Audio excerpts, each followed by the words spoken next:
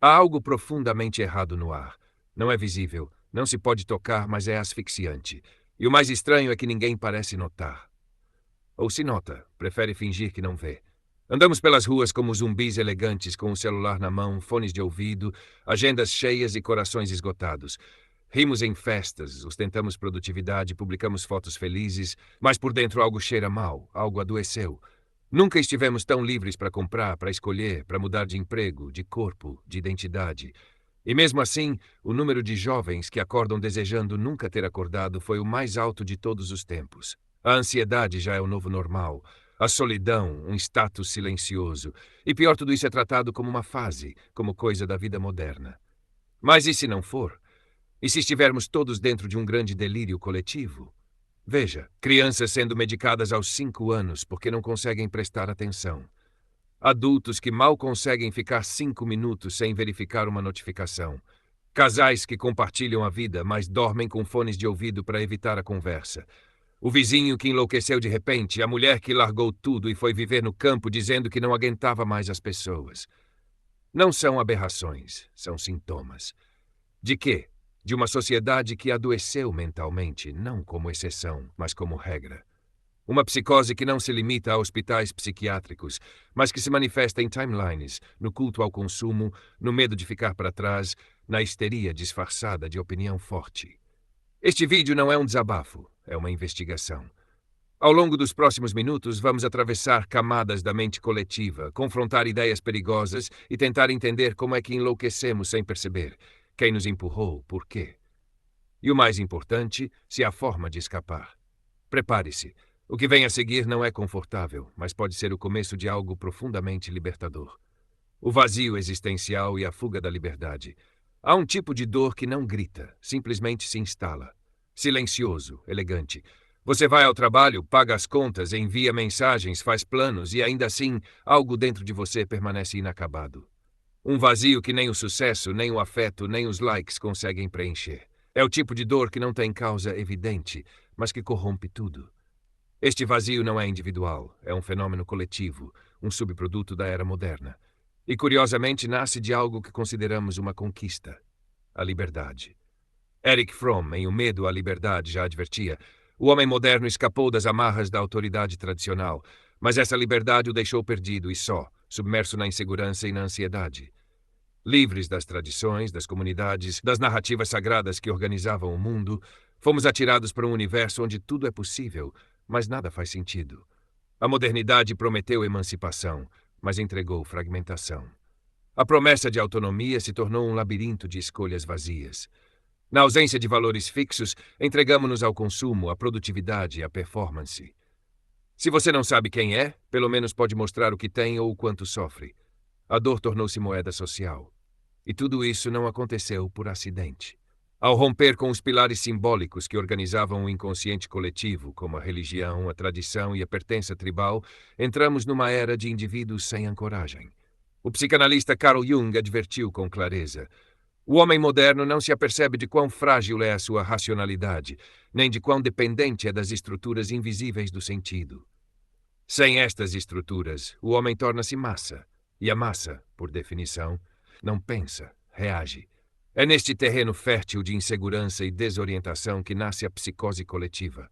Pense na ironia. Nunca fomos tão conectados e ao mesmo tempo tão isolados. Nunca tivemos tanto acesso à informação e tão pouca sabedoria. Nunca tivemos tantas opções e tão pouca direção. A nova espiritualidade é o algoritmo. O novo confessionário é o Twitter. O novo altar é o espelho. E quando tudo se torna demasiado fluido, identidade, verdade, valores, o indivíduo não amadurece, dissolve-se. É isto que estamos a viver, uma dissolução subjetiva, um apagamento da essência. E no lugar do eu surge uma figura frágil, narcisista, permanentemente necessitada de validação externa. O psiquiatra Viktor Frankl, sobrevivente de Auschwitz, viu isso de perto e escreveu: a vida moderna está a sofrer de uma sensação de vazio, não de sofrimento físico, mas de um vazio existencial. A mente humana precisa de significado como o corpo precisa de alimento. E quando se retira esse significado, as pessoas adoecem. Compram, comem, gritam, seguem gurus, mas continuam famintas. Há a escravidão invisível e a engenharia do medo. Há um tipo de escravidão que não usa correntes. Não castiga o corpo, sequestra o pensamento. É a escravidão das ideias implantadas, das opiniões fabricadas, dos desejos induzidos por mãos invisíveis. E o mais engenhoso de tudo, a vítima acredita que é livre. A mente contemporânea, saturada de estímulos e necessitada de direção, tornou-se solo fértil para a colonização, não por exércitos, mas por narrativas, por símbolos cuidadosamente desenhados, por slogans, hashtags, manchetes. Edward Bernays, sobrinho de Freud e pai das relações públicas modernas, não escondeu a intenção. A manipulação consciente e inteligente dos hábitos e opiniões das massas é um elemento importante da sociedade democrática. Bernays não estava a ser cínico, estava a ser técnico. Ele entendia que a mente humana, quando é posta em estado de ansiedade e desorientação, procura liderança, procura certezas, e quem controla os canais de comunicação controla essa mente. Esta lógica foi adotada por regimes totalitários, claro, mas também pelo marketing, pela política, pelos mídia.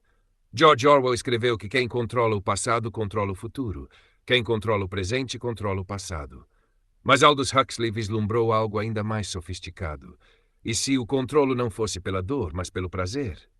Se o cidadão fosse doutrinado não pela censura, mas pelo entretenimento? E é exatamente isso que temos hoje, a distração como método de dominação. Não há necessidade de encarcerar o corpo quando a mente está hipnotizada por clipes curtos, narrativas superficiais, recompensas imediatas. O mundo digital, aparentemente caótico, é uma máquina de condicionamento refinada, alimentada por dados, enviesada por algoritmos, programada para reforçar vícios mentais. Repare na arquitetura das aplicações que utiliza. Todas seguem o mesmo padrão de reforço dopaminérgico: notificação, like, deslize infinito, vício. Não é coincidência, é engenharia comportamental. Tristan Harris, ex-designer da Google, revelou: estamos a hackear a vulnerabilidade mais profunda da psicologia humana. Entretanto, a linguagem, essa ponte entre a realidade e o pensamento, também foi capturada. As palavras são redes semânticas. Modifique o vocabulário de uma sociedade e você altera a sua percepção do mundo. Orwell chamou a isto novilíngua, uma forma de linguagem que suprime o pensamento complexo e impede a dissidência. Hoje isto manifesta-se na vigilância da fala, na substituição de termos por eufemismos ideológicos, na confusão deliberada entre conceitos fundamentais. E o que acontece ao indivíduo exposto a este bombardeamento? Perde a capacidade de pensar com profundidade. A sua mente fragmenta-se. Já não distingue o que sente do que consome. As suas convicções são recicladas de tweets. A sua revolta é subcontratada por manchetes. A sua sensibilidade é moldada por vídeos com música triste de fundo. Isto não é acidente, é projeto. A mente colonizada é mais rentável, mais obediente, mais previsível. Mas há um detalhe que poucos percebem. Para que esta colonização funcione, precisa de um ingrediente essencial: o medo. Medo de ser rejeitado, medo de pensar diferente, medo de estar no lado errado da história. A formação de massa e o custo da lucidez. Há uma linha tênue entre convicção e delírio. E quando uma multidão atravessa essa linha ao mesmo tempo, não restam dúvidas. A loucura tornou-se norma. A insanidade, antes exceção, torna-se critério de aceitação social. Pensar com lucidez neste cenário é quase um ato subversivo. O mais assustador é que tudo começa com boas intenções. Proteger, curar, corrigir injustiças, criar um mundo mais justo. Mas a história demonstra que os delírios mais brutais sempre se vestiram de virtude. Matthias Desmet, psicólogo e autor da Psicologia do Totalitarismo, chama isto formação de massa. É o fenômeno em que uma população ansiosa, isolada e sem sentido se agarra a uma narrativa coletiva com fervor religioso, não porque seja verdadeira, mas porque o que oferece pertença. Quando as pessoas perdem as suas ancoragens com a realidade objetiva, não deixam de acreditar. Passam a acreditar em qualquer coisa.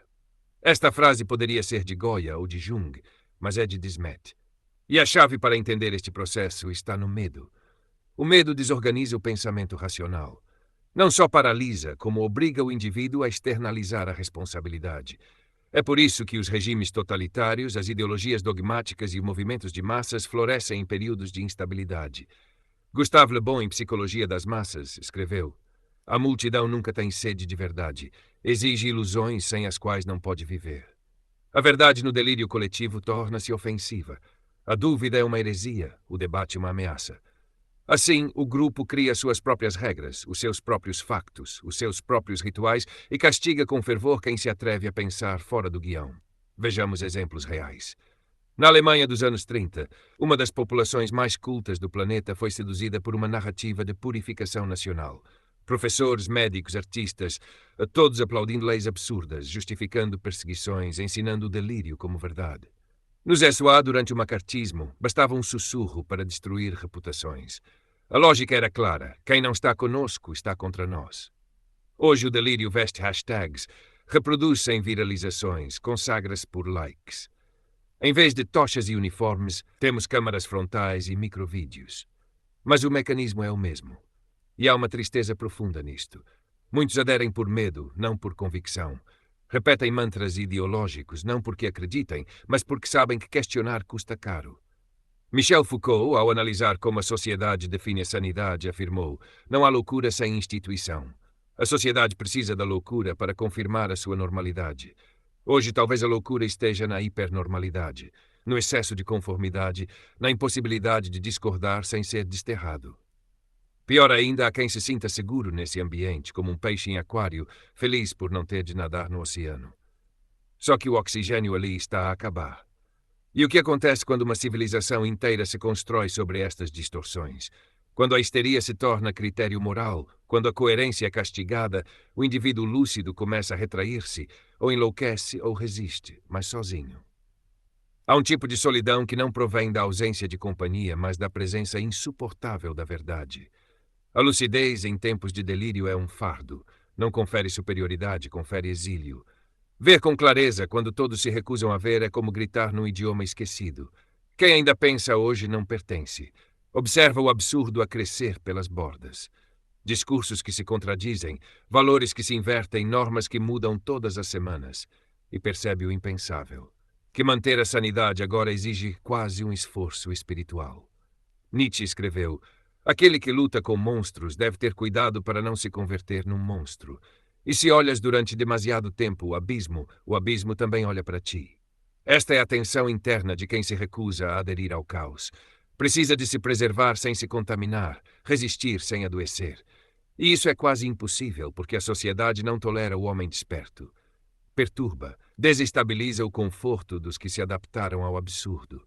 Por isso, muitos lúcidos escolhem o silêncio, vivem à margem, desenvolvem um tipo raro de coragem, o de ser mal interpretado.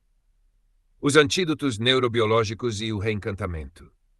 E aí entra uma questão essencial: como sobreviver à psicose coletiva sem perder a própria mente? O primeiro passo é aceitar que não há retorno à normalidade, porque o normal era o berço da doença. Jiddu Krishnamurti dizia: não é sinal de saúde o estar bem adaptado a uma sociedade profundamente doente. Ser são, portanto, é estar deslocado. É manter uma integridade interna, mesmo quando tudo à volta se dobra à conveniência. Mas isto exige ferramentas, exige rituais, referências, raízes. A filosofia torna-se refúgio, não como fuga, mas como base. Viktor Frankl lembra-nos novamente: quando já não podemos mudar uma situação, somos desafiados a mudar a nós próprios. Esta mudança não é cosmética, é ontológica. É um retorno ao essencial, ao que é inegociável. Muitos encontram esta ancoragem na espiritualidade, não no sentido dogmático, mas como um espaço interior de verdade. Outros na arte, outros na natureza. O ponto em comum é: quem quer manter a lucidez precisa de cultivar o invisível, precisa de alimentar a alma com aquilo que não está à venda. E, paradoxalmente, o lúcido também precisa de compaixão. Não pode converter-se no que combate, porque a raiva constante e a indignação permanente também são formas de contaminação. Thomas Merton dizia: a raiva de quem luta contra o mal pode converter-se facilmente numa forma de orgulho espiritual. Então, sim, há um preço por ver, mas também há uma paz profunda, serena, que só conhece quem atravessa a escuridão com os seus próprios pés.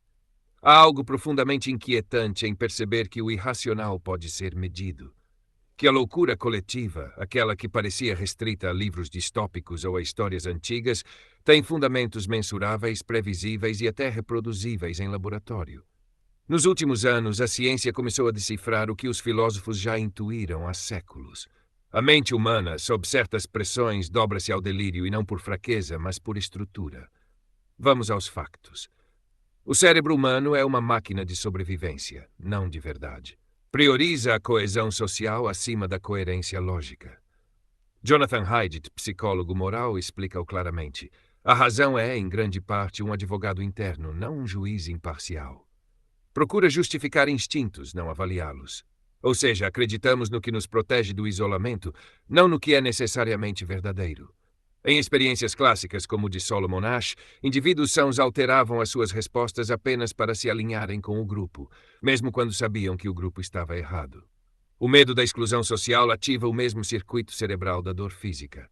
Sim, ser rejeitado dói neurologicamente, e esse detalhe muda tudo. O delírio coletivo não é só ideológico, é neurobiológico. Robert Sapolsky, neurocientista e autor de Comportes, assinala que o estresse crônico, típico em sociedades ansiosas e fragmentadas, reduz a capacidade do córtex pré-frontal para tomar decisões racionais. A mente sob tensão constante retrocede. E é nesse estado que as narrativas simplistas ganham força. A propaganda política, a desinformação, o culto à personalidade, todos exploram esta fragilidade. A psiquiatria, por sua vez, já reconhece padrões compatíveis com o que vivemos em massa. O fenômeno da histeria coletiva, antes tratado como anedótico, obteve respaldo técnico. Eventos como a doença misteriosa das freiras na França do século XV ou as convulsões em escolas africanas nos anos 90 são hoje classificados como episódios de transtorno psicogênico coletivo. Mas o que vemos hoje é mais sofisticado e mais subtil. É uma combinação de isolamento digital, sobreexposição mediática, desintegração cultural e sobrecarga sensorial. Sherry Turkle, investigadora do MIT, afirma: estamos conectados o tempo todo, mas não presentes. A conexão superficial substituiu a intimidade real. Estamos juntos, sós. E o que isto produz? Uma sociedade hiperestimulada e emocionalmente desnutrida. Um tipo de déficit de sentido que se disfarça de compromisso. É por isso que os delírios atuais não são histéricos. São banais, repetem-se em discursos automáticos, em indignações recicladas, em indignidade viralizada. O desafio científico agora não é só descrever o fenómeno, mas propor antídotos. E não são tecnológicos, são humanos. Estudos indicam que os vínculos reais, os rituais comunitários, as narrativas profundas e as experiências estéticas têm o poder de restaurar a coesão psíquica. A cura para a psicose coletiva talvez esteja na reconstrução simbólica do mundo, na reinvenção do sagrado, no regresso ao silêncio, não como ausência de som, mas como presença de sentido.